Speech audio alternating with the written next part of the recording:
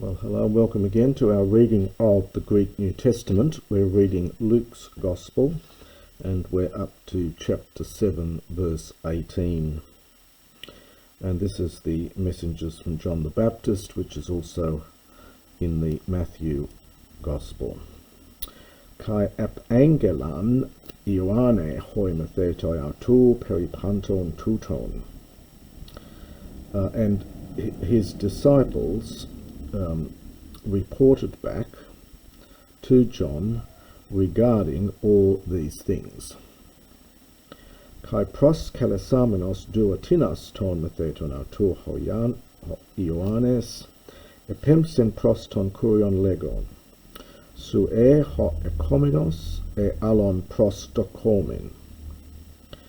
So I have a question here, and having called, so the subject is John having called a certain two of his disciples, epempsen he sent, understand them, to the Lord, ton kurion, and as we've seen before, kurion with the article refers to Jesus, legon saying, and we get a question here, are you the one coming, or pros, this is from pros docio, shall we expect another? Paragenomenoi de prosauton hoiandrazepan. And the men being present to him. So when these men had arrived to Jesus, the prosauton, they said, and we don't get a hottie here, it's just John the Baptist has sent us proselegon to you, saying, are you the one coming, or shall we expect another? It's present, so are we expecting another? Enikene te hora etherapius en polus aponoson kai mastigon kai pneumaton poneron kai tuflois polus ekarisato. And the next page is blepain. And in that hour, he, this is Jesus, healed many from their nosos, from their diseases. Now, the mastigon, this is again from this word for whip. It's often translated afflictions. A mastix is a whip. Mastigo is I whip somebody, and people thought of illnesses as being somehow afflictions or punishments for sin and so on. So he healed many from their diseases, from their afflictions, and from evil spirits, wicked spirits, and he granted to many tuflois blind men, he granted for them blepain to see. The verb is charisdomai, it's to give freely, to grant something for nothing. So he freely granted for many that they might see. Kai apokrithes epenautois, and having answered he said to them, poruthentes ap angelete Ioane haerti kai ekusate. Having gone, report, this is an aorist imperative here, report, you'll see that from there's no augment. So report to John those things which aidati you see, kai ekusati, and you hear. Tufloi anablepusin, the blind recover their sight. Anablepo, blepo is to see, anablepo is to recover your sight, literally to see again, and so hence recover your sight. Koloi peripatusin, the lame walk around, from peripatio. Leproi katharidzontai, lepers are cleansed. Kai kophoi akusin, the deaf hear. This can actually mean the dumb, those who can't speak, but generally they were also deaf, which is why they couldn't speak very well. So probably the deaf hear. Kai necroi agerontai, the dead are raised. These are all passives here. Ptokoi euangelistontai, the poor are given good news, have the good news proclaimed to them. Kai makarios esti hos ian me scandaliste en emoi. And blessed is the one who, now the e'an for an here, as you often get, so this is really like hosan, so whoever is not scandalized by me, so who does not, who doesn't take offence at me is often the translation here. A scandalon is a stumbling block, so whoever is not caused to stumble by me, I think, with that use of n here. Apel thonton de ton angelon Ioannou erxatolegain prostus oculus peri Ioannou. And the genitive absolute here, not the angels, but the messengers of John. So when the messengers of John had departed, exetot from archivai, Jesus began to speak to the crowds regarding John. Ti ex eltheti estain eremon theosasthai. What did you go out into the desert to behold, to see? Eremos, of course, is the second declension feminine noun. Kalamon hupa animus salumenon.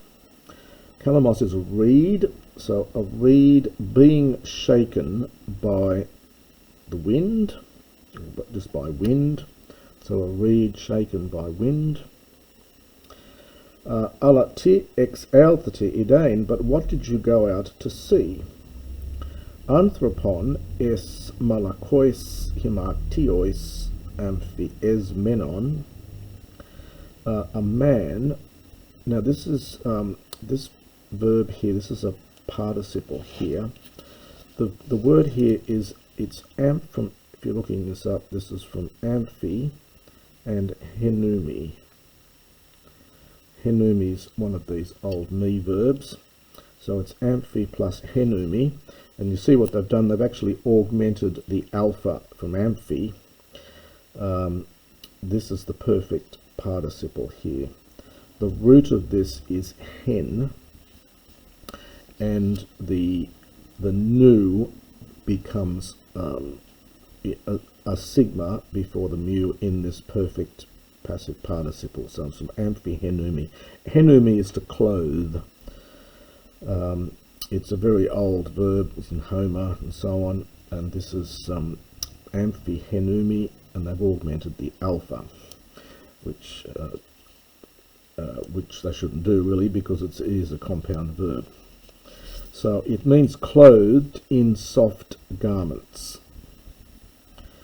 Idu, behold, hoi en hematismo en doxo kai trufe hupacontes entois basileis ois asin. For behold those.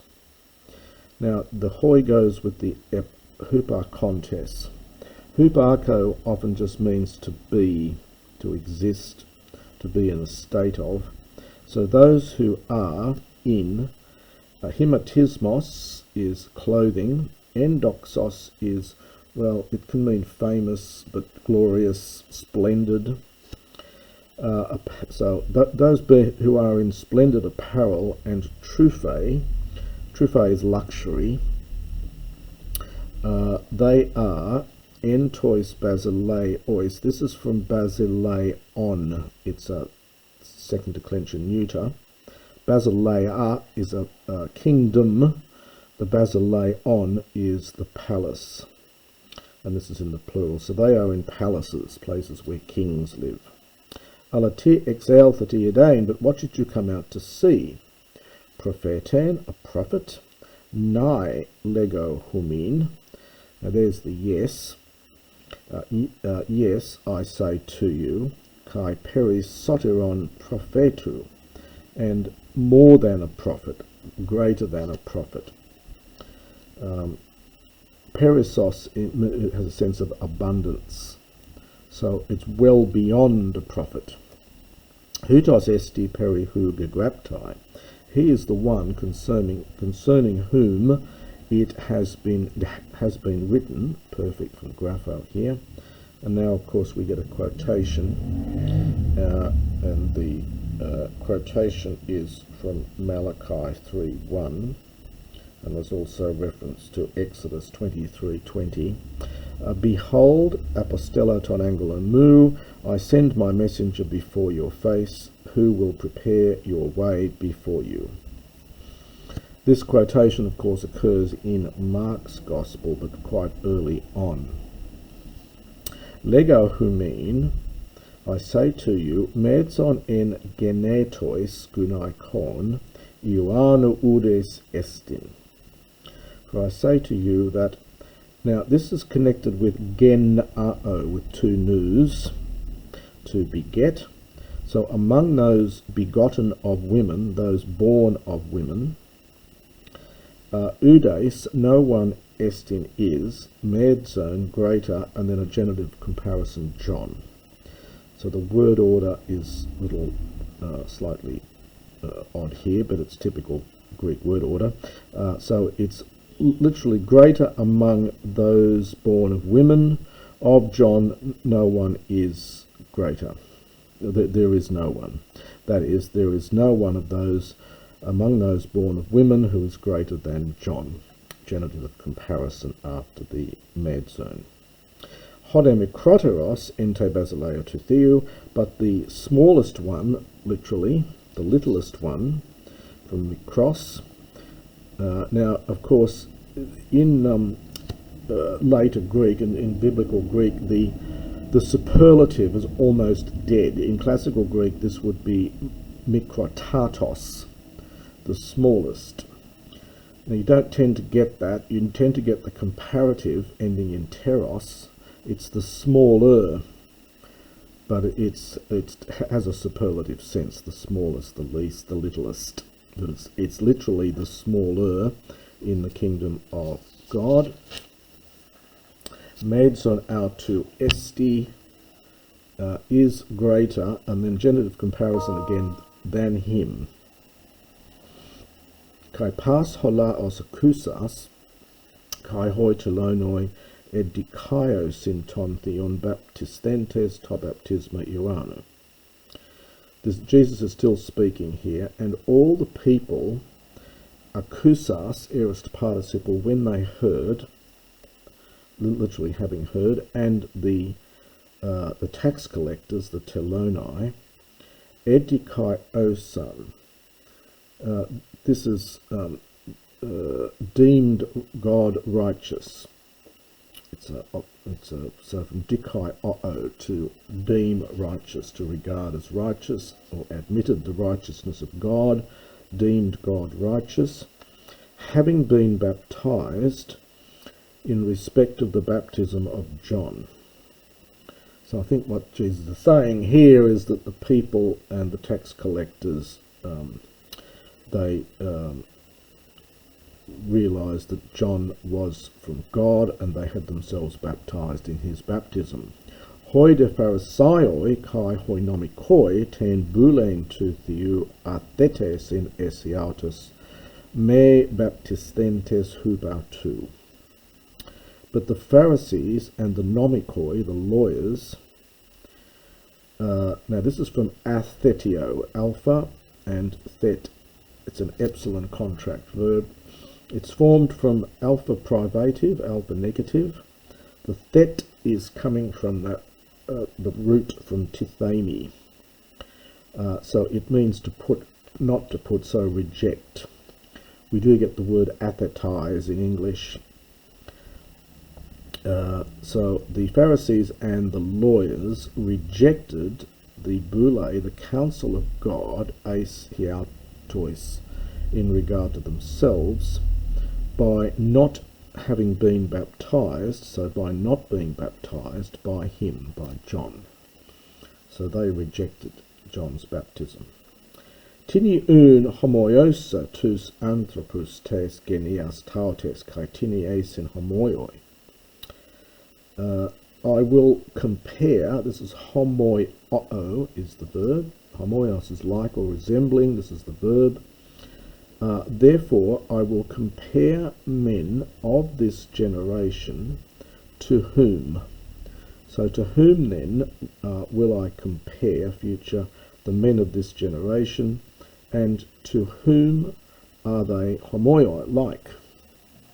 Homoioi esin, they are like to paidios, children, tois en agora kathemenois, the tois goes with the kathemenois, to those sitting in the agora, in the marketplace, kai pros phonousin alelois, and they speak to one another, ha, that which says. And then you see the editors here have put this indented. This must be some sort of aphorism, some sort of gnomic statement. It's not from the Old Testament. We don't know, I think, where this, it's just a sort of common expression.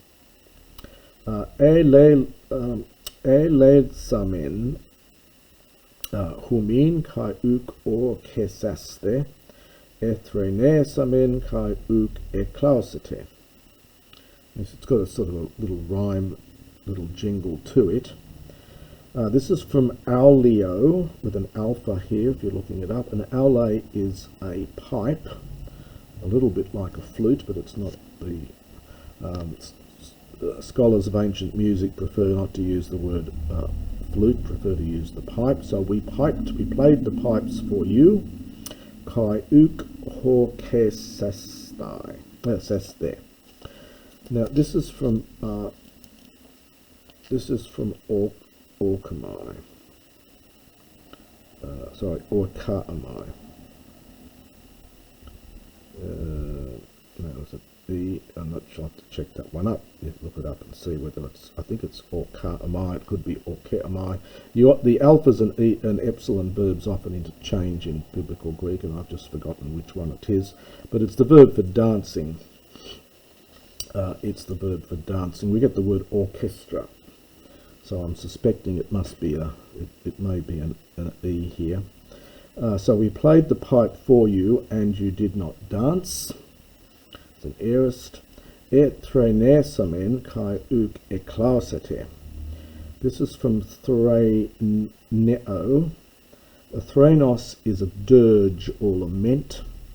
So we sang a dirge. Kai uk eklausete, you did not weep, from Clio. Eleluthen gar Ioannes hobaptistes me estheon arton meti pinon oinon kai legete daimonion eke. For John the Baptizer, John the Baptist, came, this is the perfect from Erchomai, or has come, perfect from Erchomai, me estheon, not eating bread, nor drinking wine, and you say he has a demon. Eleluthen hopios tu anthropu estheon kai pinon kai legete idu anthropos phagos kai oinopotes, philos telonon kai hamatolon. And the Son of Man has come, estheon participle from estheo, eating and drinking, kai legete, and you say, idu anthropos, behold the man, understand, is, phagos is a glutton. Now you know the verb estheo, to eat, and so you have estheo, which we had above there, and the aorist is ephagon. So they're simply forming this word by taking the root out of the aorist, and you get phagomai in the future as well. They're taking out the root and you form a new word, a phagos, simply making the verb into a noun. So a glutton and an oinopotes. You can see the oinos, root of wine, and the pot is connected with pino. It's from the perfect stem from pino, and you get poterion as a cup. It's all connected with pino. So a wine imbiber, a wine drinker, perhaps drunkard, a friend of tax collectors and sinners. And we get this gnomic little line here to finish it off. Kai etik kaiothe he sophia panton ton teknon artes. And wisdom literally has been justified. So perhaps is vindicated, has been proved right from all its children. And it's a fairly vague aphorism. You need to look up the commentaries to see what they say on this, the different interpretations of this line. It must be something like Sophia in the Old Testament, towards the end of the Old Testament, had been idealized. So in other words, wisdom is proved right from all her children, that is justified by both the followers of Jesus and of John, perhaps may be the meaning here. And that's the next little section from chapter 7.